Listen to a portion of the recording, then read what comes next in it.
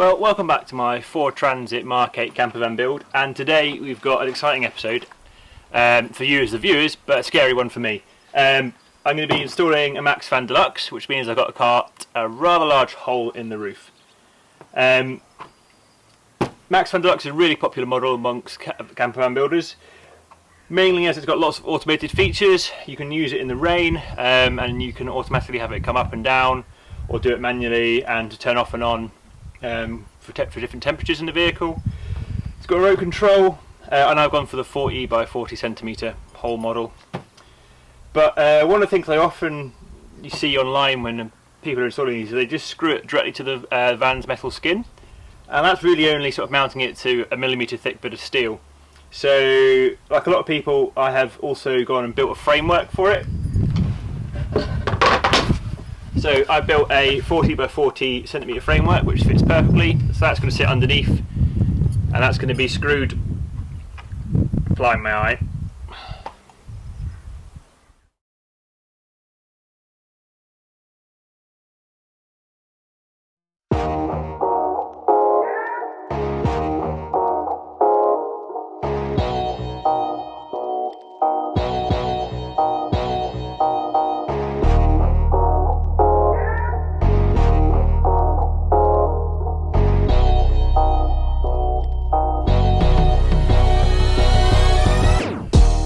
and then the fan's going to be screwed directly through the metalwork of the roof into the nice wooden beams here to give it a really good support.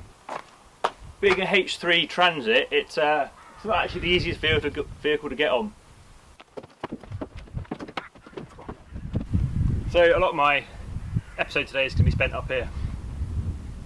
Well, first off I need to get my frames into place.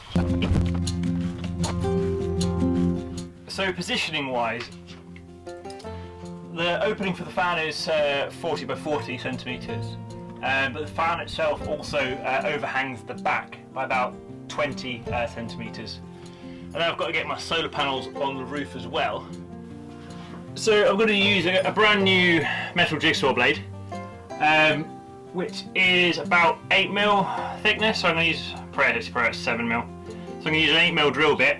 Unfortunately my 8mm drill bit is ancient and blunt, so I've got some newer 4 and 6mm, so I'm going to sort of do those as pilot holes and then just widen the very last mil with this sort of older drill bit. So give me 4 holes, then go on the roof and line up the outside edges of those 4 holes with each other, and that will then be my cutting lines. But what I'm just going to use, I'm just going to put the drill bit into the corner of the frame and just mark off where those corners of the frames are on the paintwork above, so I know where to make the first pilot hole. Well, no going back now.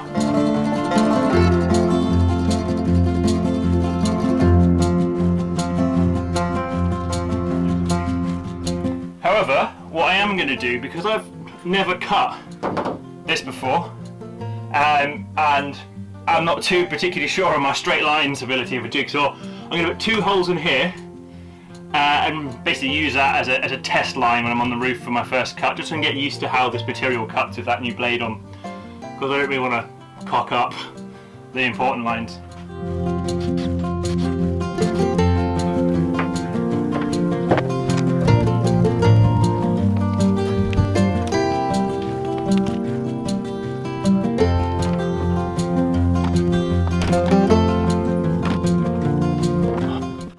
Right, on the roof, and let's start joining up the lines.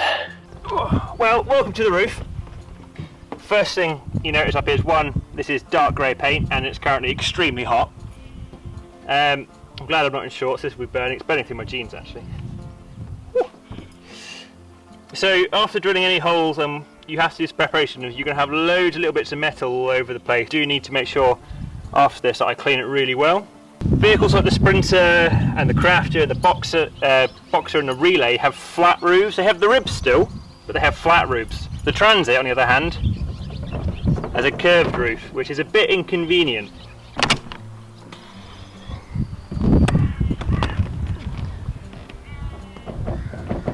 It's not much, but it does need work.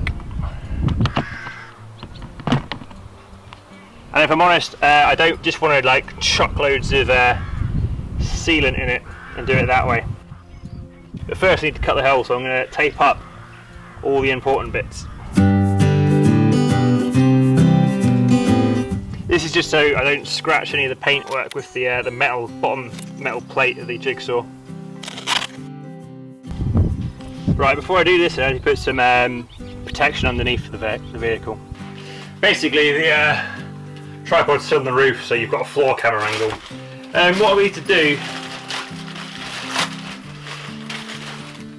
is cutting this hole out. It's going to put a lot of swath, whatever. The metal filings are going to go basically everywhere, and they are rust magnets. I don't want them all over the inside of the van, so I'm just going to tape a carrier bag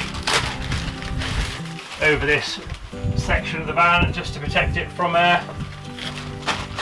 metal work going everywhere, and it means I can collect it afterwards.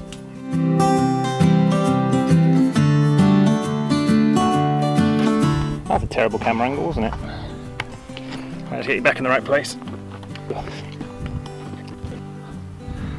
Right, well, we're just going to start with my test cut and see how that goes.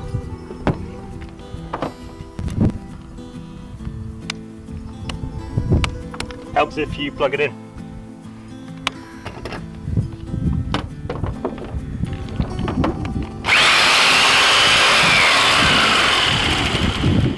And turn it off before you plug it in as well. Right, first point, don't be an idiot and wear some safety specs. Wear some safety squints, because I just did get hit in the eye by a chunk of flying metal. Good start, however, I'm pretty happy with that first cut.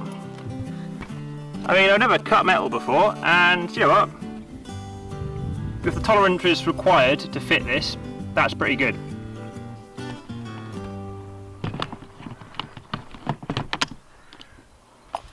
I'm going to go get some safety squints though. Right, safety squints. Oh, I needed my ruler, didn't I? Oh. Right, so I need to cut on the outside edge of these big holes.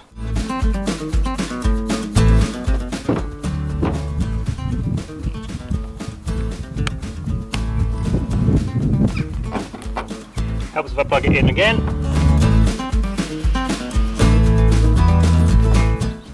Really easy. Just because I don't want the panel to vibrate, after every cut, I'm just going to be taping it in place for just a bit of extra stability. Particularly when it gets to the end one. I'm going to make that one so it's easier for me to do.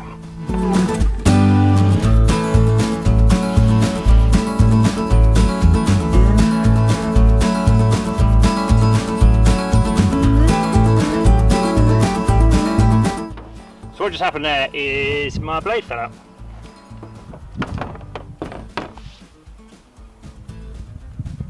Balls. That took a bit of finding. It actually shot straight through the plastic bag, catching it all. Right. Right, I need to go give the van a thorough clean now, so I'm going to go get a brush and sweep all of the little metal filings into the hole, and then I can start tidying up the hole. Cool.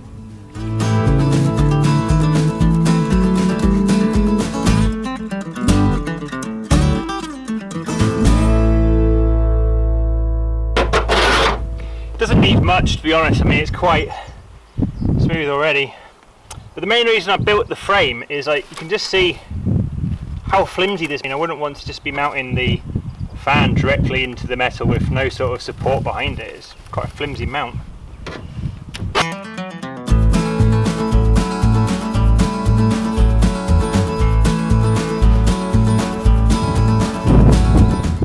Classic head out of hole photo.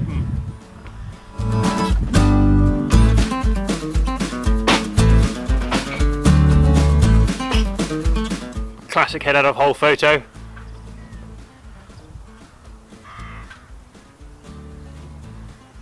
Cool.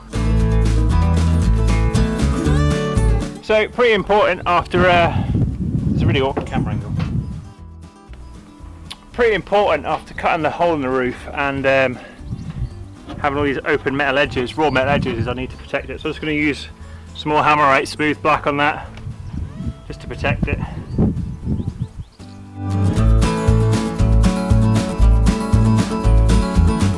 Right, time to come down.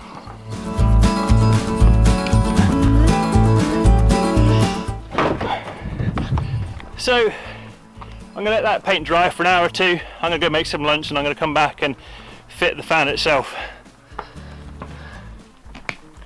Right, now actually time to mount the fan itself, or the mount for the fan. Right, so the fan has 2 holes for screwing in the actual fan itself on both sides. As long as you mount it like that, it doesn't really matter which way. So one of the things I need to do is prepare the surface. It's getting windy now.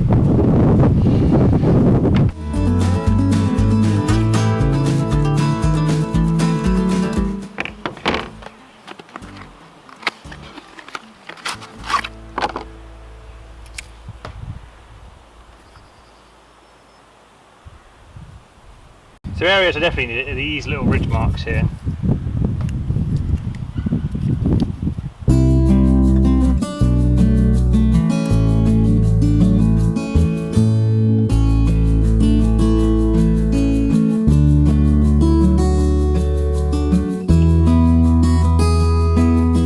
This isn't as adhesive sticky as I thought, so I'm going to run a bead of sealant and adhesive along this edge.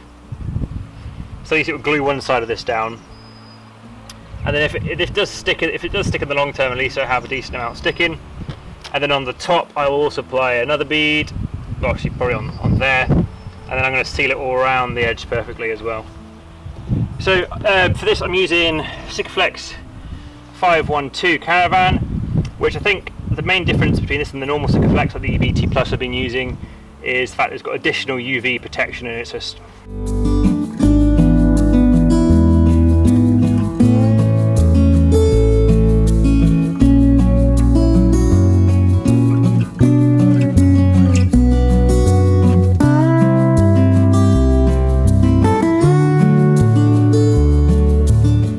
right, let's get the first ones in. Put my clutch all the way down to 1 because I want to be really gentle with this. I'm going to try and put them in as even as I can as well.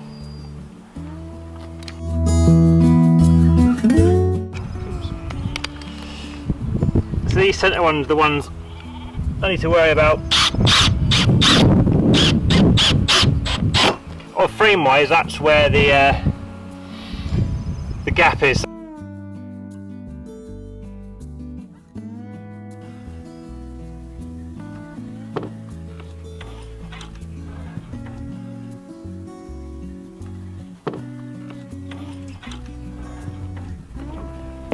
So, finally time to put the fan on. I also went for the tint lid, which is the see-through one. You can have it in completely black, completely white, which light doesn't come through. I want the see-through ones that let some light in. Been up in a few seconds and I've already got sealant on myself and my shoe. Right, so I need the fan to be in the open position. You've got a manual and automatic opening.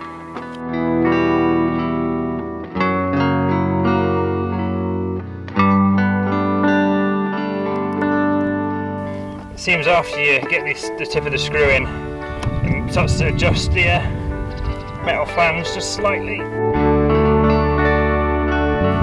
Well, let's hope I'm not too bad at sealing and it doesn't have to come off again. So it's mounted and it's time to get testing. I don't have my leisure hose in yet, which is what it's going to be normally plugged into, so I'm going to borrow some power off what was the interior light circuit. So I've kept one of the original bits of wiring which I unplugged, and if I test this should just be a positive and a negative, and it should be a 12 volt feed. So let's go for the blue and white is positive, that's negative. Yeah, 12.27 volts. Right, I just checked the manual and the interior lighting circuit's a 10 amp fuse. And this is a 5 amp fuse, and since I can't find how to get to that fuse box, I'm just going to chuck a 5 amp fuse on an inline fuse in it.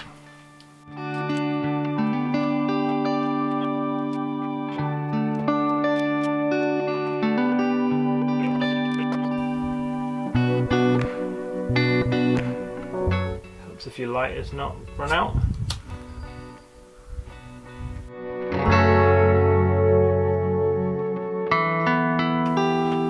So, positive into there, feedback in off this, negative into there. Did something. Right, I'm going to turn the engine on. Well, it made a noise. Oh. So it's currently on 50% open, air coming in.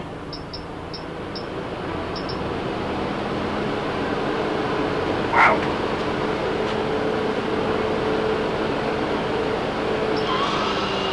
Right, to make this a more accurate test, I'm going to close the doors, open the windows slightly because I'm going to have some vents elsewhere, so you need a bit of airflow to get that circulating.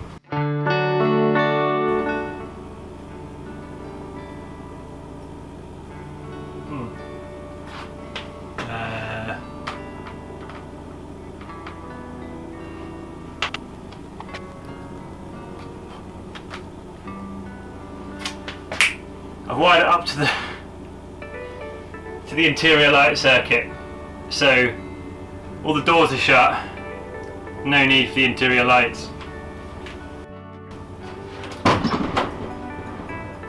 Yeah, there we go.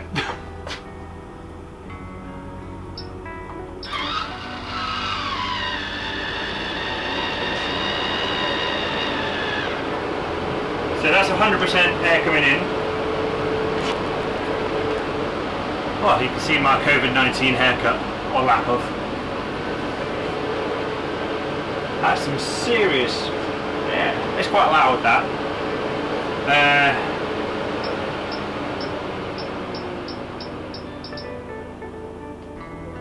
10%, still feel quite the draft. Opposite ways, air out. So if I'm cooking, or probably when I'm sleeping at night, I can have it on different suck speeds. The automation features as well, when it gets over 26 degrees in here, is where it's currently set, it will automatically start pulling air out. That is actually moving quite the volume of air.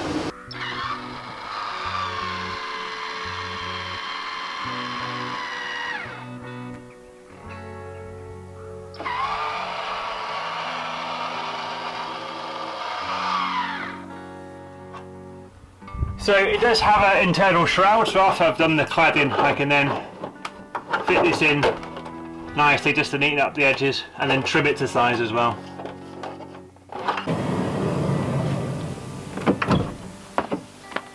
Well, that pretty much finishes this episode. For me, something completely new doing. I've not actually cut a large hole in a van before, and as we can see I'm not particularly great using sealant, but I'm pretty happy with the job I've done. I'm pretty sure that'll be watertight. I think over the coming days after it's fully cured I'll give it some water tests to make sure it actually is sealed, and if it's not I'll just add some more sealant, I'll do it again. But yeah, that's it for this episode. Thank you for joining me, and feel free to subscribe and I'll see you next time. Cheers!